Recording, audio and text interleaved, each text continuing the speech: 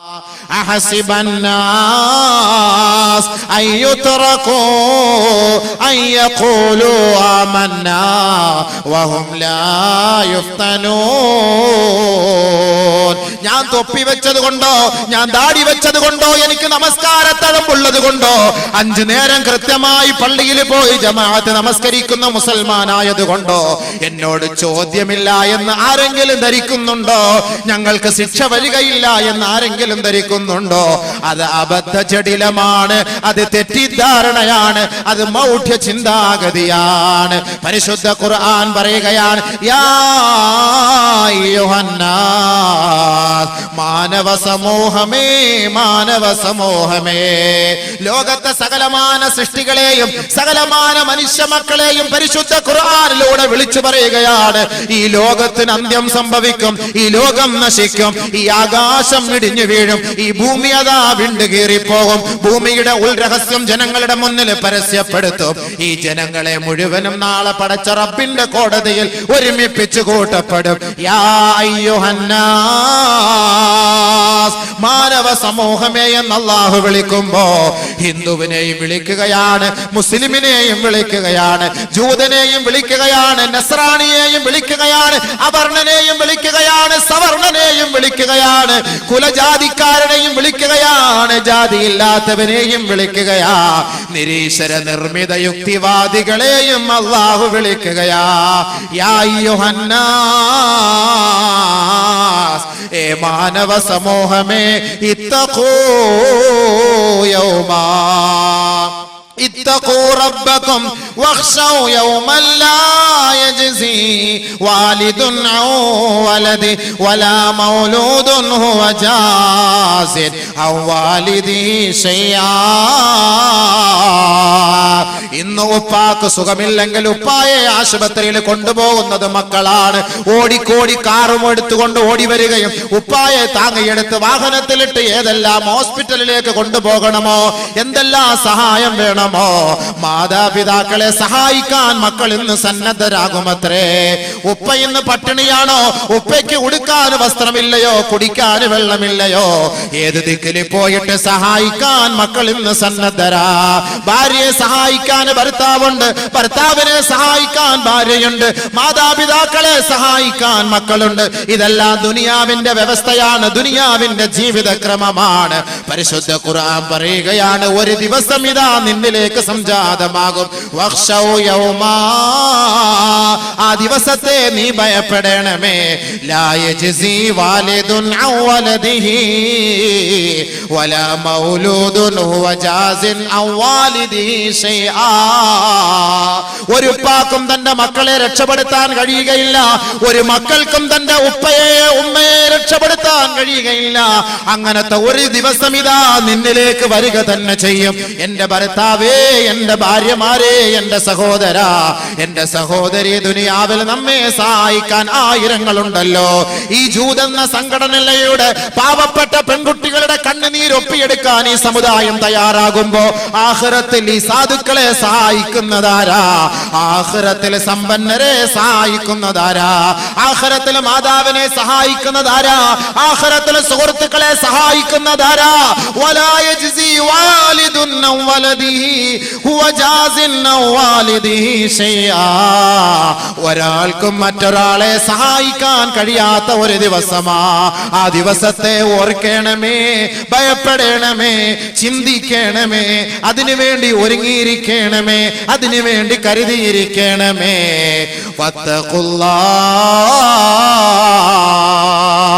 വീണ്ടും അല്ലാഹു ഉണർത്തുകയാണ്, ആ റബ്ബിനെ നിങ്ങൾ ഭയപ്പെടണമേ, അവനെ സ്മരിക്കണമേ, അവനെ വഴിപ്പെടണമേ, അവന്റെ വിധിവിലക്കുകളെ മാനിക്കണമേ. ഇന്ന വഅദല്ലാഹി ഹഖ്, അവന്റെ വാഗ്ദാനം യാഥാർത്ഥ്യമാണ്, യാഥാർത്ഥ്യമാണ്, യാഥാർത്ഥ്യമാ.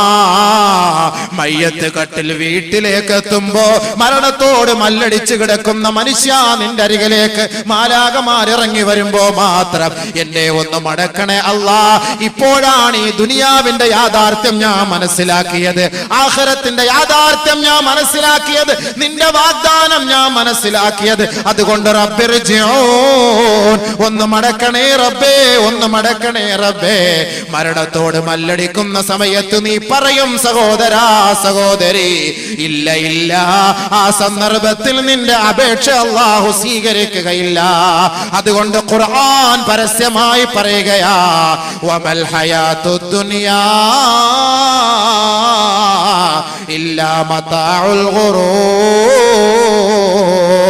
നേരം വെളുക്കുമ്പോ സന്ധ്യാസമയം വരെ ദുനിയാവേ ദുനിയാവേ ദുനിയാവേ, സമ്പത്തെ സമ്പത്തെ, പ്രതാപമേ, അന്തസ്സേ, അഭിമാനമേ, അധികാരമേ എന്ന് പറഞ്ഞു ഓടല്ലേ ഓടല്ലേ, അതിന്റെ പിന്നാലെ പോകല്ലേ. ഏതെങ്കിലും ഒരു വഴിയിൽ വെച്ച്, ഏതെങ്കിലും ഒരു ദിക്കിൽ വെച്ച്, ഏതെങ്കിലും ഒരു സ്ഥലത്ത് വെച്ച് നിന്റെ മയ്യത്ത് വീണ് കിടന്നാൽ നിന്റെ സകലമാന ജീവിതവും നഷ്ടപ്പെട്ടു പോയി, നഷ്ടപ്പെട്ടു പോയി. അതുകൊണ്ട് ഖുർആൻ ലോകത്തോട് വിളിച്ചു പറയുകയാണ്, നബിയേ നബിയേ പറയണേ, ഖുൽ ഇന്നൽ മൗതല്ലദീ തഫിറൂന മിൻഹു ഫഇന്നഹു മുലാഖീകും. ഈ ദുനിയാവിന്റെ നിസാരതയെ, ഈ ദുനിയാവിന്റെ നിന്ദതയെ അല്ലാഹു പരിചയപ്പെടുത്തിയതിനു ശേഷം അല്ലാഹു റബ്ബുൽ ഇസ്സത്ത് ലോകത്തോട് പരിചയപ്പെടുത്തുകയാണ്, മരണം മരണം മരണം സുനിശ്ചിതമാണെന്ന് ലോകത്തോട് പറയുക. അവൻ പ്രതീക്ഷിച്ചിരിക്കുന്ന ഖബറിനെ കുറിച്ച് ജനങ്ങളോട് ഉത്ബോധനം നടത്തണേ നബിയെ. പരിശുദ്ധ ഖുർആനിലൂടെ അല്ലാഹുവിന്റെ റസൂലിനോട് ഖുർആൻ പ്രഖ്യാപിക്കുകയാണ്, ഖുൽ ഇന്നൽ മൗതല്ലദീ തഫിറൂന മിൻഹു ഫഇന്നഹു മുലാഖീകും സുമ്മ തുറദ്ദൂന ഇലാ ആലിമിൽ ഗൈബി വശഹാദതി ഫയുനബ്ബിയുകും ബിമാ കുൻതും തഅമലൂൻ. ഏതൊരു മരണത്തിൽ നിന്ന് രക്ഷപ്പെടുന്നതിന് വേണ്ടിയാണോ രാവിലെ ഹൈവേ റോഡിലൂടെ, MC റോഡിലൂടെ നേരം വെളുക്കുന്നതിന് മുമ്പേ സുബഹി നമസ്കാരം പോലും ഖളാ ആക്കിയിട്ട് നെട്ടോട്ടം ഓടുന്ന ചെറുപ്പക്കാരാ ചെറുപ്പക്കാരാ യുവതികളെ, രാവിലെ ഷട്ടിൽ ബാറ്റ് കളിക്കുന്നവരെ, നിന്റെ അമിതമായ കൊളസ്ട്രോൾ കളയുന്നതിന് വേണ്ടിയല്ലയോ? നിന്റെ ഈ ഓട്ടം എതുവരെയാണ്, എത്രത്തോളമാണ്, എതുവരെ നീ ഓടും? നിന്റെ ശരീരത്തിന് അല്ലാഹു ഒരായുസ് നിശ്ചയിച്ചിട്ടുണ്ടെങ്കിൽ അത് സാധ്യമാവുക തന്നെ ചെയ്യും, അത് സംഭവിക്കുക തന്നെ ചെയ്യും. ലൻ യുഅഖിറല്ലാഹു നഫ്സൻ ഇദാ ജാ അജലുഹാ. നിന്റെ അജലെത്തിയോ, നിന്റെ സമയമെത്തിയോ, നിന്റെ ആയുസ് അവസാനിച്ചുവോ, അത് ഹൈവേ റോഡിന്റെ നടുവിലാണെങ്കിലും അതല്ലെങ്കിൽ ഏതെങ്കിലും ഊടുവഴികളിലൂടെയോ ഇടവഴിയിലോ എവിടെയാണെങ്കിലും റബ്ബിന്റെ തീരുമാനം എത്തിക്കഴിഞ്ഞാൽ ലൻ യുഅഖിറല്ലാഹു നഫ്സൻ ഇദാ ജാ അജലുഹാ. അല്പം പോലും പിന്തിക്കുകയോ മുന്തിക്കുകയോ ചെയ്യുകയില്ല. അതിന്റെ യഥാർത്ഥ സമയത്ത് തന്നെ അവന്റെ ആത്മാവിനെ പിടിക്കപ്പെടുമെന്ന് പരിശുദ്ധ ഖുർആൻ പറയുമ്പോ, ദുനിയാവേ ദുനിയാവേ എന്നുള്ള ചിന്ത കുറച്ചു മാറ്റിവെച്ച് ആഖിറമേ ഖബറേ ഖബറേ എന്ന ചിന്ത കൂടെ അയവിറക്കേണമേ അയവിറക്കേണമേ. ബഹുമാനപ്പെട്ട നബിയുനാ റസൂലുള്ളാഹി തങ്ങളുടെ പ്രിയപ്പെട്ട പത്നി ഉമ്മു ഹബീബ റളിയല്ലാഹു അൻഹാ, അല്ലാഹുവിന്റെ റസൂൽ കടന്നു വരുമ്പോ ആ മഹദി അവர்கள் ദുആ ചെയ്യുകയാണ്, അല്ലാഹുമ്മ അമിത്തനി ബിസൗജി റസൂലില്ലാഹ് വബി അബി സുഫിയാൻ വബി അഖി മുആവിയ. ഇന്ന് ദുനിയാവിൽ ഈ നാട്ടിൽ നിന്ന് പള്ളത്ത് നിന്ന് ഒരാൾ ദുബായിലേക്ക് യാത്ര തിരിക്കുമ്പോ ആ ദുബായിൽ യാത്ര തിരിച്ച സഹോദരന്റെ ഭാര്യയോട് ജനങ്ങൾ ചോദിക്കുന്നു, അവൻ എന്തിനാണ് ഗൾഫിലേക്ക് പോയതെന്ന് ചോദിക്കുമ്പോ, 2 പെൺമക്കളാണ് അവന് വളർന്നു വരുന്നത്, ഒരു വീടില്ല, ജീവിക്കാനുള്ള വഴിയില്ല, അതുകൊണ്ട് എന്റെ ഇച്ഛ പോയത് സമ്പാദിക്കുന്നതിന് വേണ്ടിയാണ്, മക്കളെ കെട്ടിക്കുന്നതിന് വേണ്ടിയാണ്, ഒരു കിടപ്പാടത്തിന് വേണ്ടിയാണെന്ന് ഓരോ ഭാര്യമാരും പറയുമെങ്കിൽ, നാളെ ഗൾഫിൽ നിൽക്കുന്ന സഹോദരനോടൊന്ന് ചോദിച്ചു നോക്കൂ, എന്തിനാണ് സഹോദര ഈ പ്രവാസ ജീവിതം നീ നയിക്കുന്നത്? നാട്ടിൽ നിനക്ക് 500 റുപ്യ ദിവസം കിട്ടുമല്ലോ, 1000 കിട്ടുമല്ലോ എന്ന് പ്രവാസ ജീവിതം നയിക്കുന്ന, വിദേശത്ത് ജീവിക്കുന്ന, വിദേശത്ത് ജോലി ചെയ്യുന്ന ഒരു ഗൾഫുകാരനോട് ചോദിച്ചാൽ അദ്ദേഹം പറയും, അതുകൊണ്ട് മിച്ചമില്ല, മിച്ചമില്ല, മിച്ചമില്ല. നാട്ടിൽ കിട്ടുന്ന 1000 രൂപ അപ്പോൾ തന്നെ തീർന്നു പോവുകയാണ്. എനിക്കൊരു വീട് വേണം, എന്റെ മക്കളെ കല്യാണം കഴിപ്പിക്കണം, എന്റെ ഭാര്യയുടെ രോഗവിവരങ്ങൾക്ക് വേണ്ടിയിട്ടാണ് ഞാൻ കഷ്ടപ്പെടുന്നത്, എന്റെ ഉപ്പയെ എന്റെ ഉമ്മയെ സംരക്ഷിക്കാനാണ് ഞാൻ കഷ്ടപ്പെടുന്നത്, അതിനാണ് ചുട്ടുപഴുത്ത മണൽപ്പരപ്പിലൂടെ രാപ്പകലില്ലാതെ ഞാൻ അധ്വാനിക്കുന്നതെന്ന് പ്രവാസ ജീവിതം നയിക്കുന്ന സഹോദരൻ പറയുമെങ്കിൽ, അള്ളാന്റെ റസൂലിന്റെ പ്രിയപ്പെട്ട പത്നി ഉമ്മു ഹബീബയും പറഞ്ഞത് ഇതേ ആശയമാ. അല്ലാഹുവേ, അല്ലാഹുവേ, എന്റെ ഭർത്താവായ നബി തങ്ങളെ കൊണ്ട് എനിക്ക് ജീവിതത്തിന് സുഖം നൽകണമേ, എന്റെ ഉപ്പയായ അബൂ സുഫിയാനെ കൊണ്ട് ജീവിതത്തിന് സൗഖ്യം നൽകണമേ, എന്റെ സഹോദരൻ മുആവിയയെ കൊണ്ട് എന്റെ ജീവിതത്തെ നീ സുഖിപ്പിക്കണമേ പടച്ചവനെ എന്ന് ഹബീബായ റസൂലുള്ളാഹി തങ്ങളുടെ പ്രിയപ്പെട്ട പത്നി ഉമ്മു ഹബീബ പറയുമ്പോ അല്ലാഹുവിന്റെ റസൂൽ അതാ കടന്നു വരികയാ. ഹബീബായ തങ്ങളുടെ ശ്രവണപുടങ്ങളിലേക്ക് ഉമ്മു ഹബീബയുടെ പ്രാർത്ഥന അല്ലാഹുവിന്റെ റസൂൽ കേൾക്കുകയാണ്, അടിച്ചു വീശുകയാ. ഹബീബായ തങ്ങൾ പറയുകയാണ്, ഉമ്മു ഹബീബ ലഖദ് സഅൽതില്ലാ, നീ അല്ലാഹുവിനോട് ചോദിച്ചിരുന്നുവെങ്കിൽ, നീ ചോദിച്ചത്, ഏ ഉമ്മു ഹബീബ, നീ ചോദിച്ചത് അയ്യാമം മഅദൂദാ വഅർസാഖം മഖ്സൂമാ, നിർണയിക്കപ്പെട്ട നാളുകളെ കുറിച്ചാണ് നീ ചോദിക്കുന്നത്. അല്ലാഹു നിനക്ക് എഴുതപ്പെട്ട റിസ്കിനെ കുറിച്ചാണ് നീ ചോദിച്ചിരുന്നത്. പക്ഷേ ഉമ്മു ഹബീബ ലഖദ് സഅൽതില്ലാഹ അയ്യുആഫീകി മിൻ അദാബി ജഹന്നമ വമിൻ അദാബിൽ ഖബ്രി കാന ഖൈറൻ വഅഫ്ളലാ. ഉമ്മു ഹബീബ, നീ ചോദിച്ചത് ദുനിയാവിന്റെ വിഭവങ്ങളാണ്, നശിച്ചു പോകുന്ന വിഭവങ്ങളാണ് നീ ചോദിച്ചത് ഉമ്മു ഹബീബ. പക്ഷേ നീ ഖബറിന്റെ രക്ഷയെ കുറിച്ച് ചോദിച്ചിരുന്നെങ്കിൽ, ആഖിറത്തിന്റെ വിശാലതയെ കുറിച്ച് ചോദിച്ചിരുന്നെങ്കിൽ, പരമോന്നത പീഠത്തെ നീ ഭയപ്പെട്ടിരുന്നുവെങ്കിൽ, കാന ഖൈറൻ വഅഫ്ളലാ, അത് ഉന്നതമായിരുന്നു, അത് ശ്രേഷ്ഠമായിരുന്നു, അത് നല്ലതായിരുന്നു.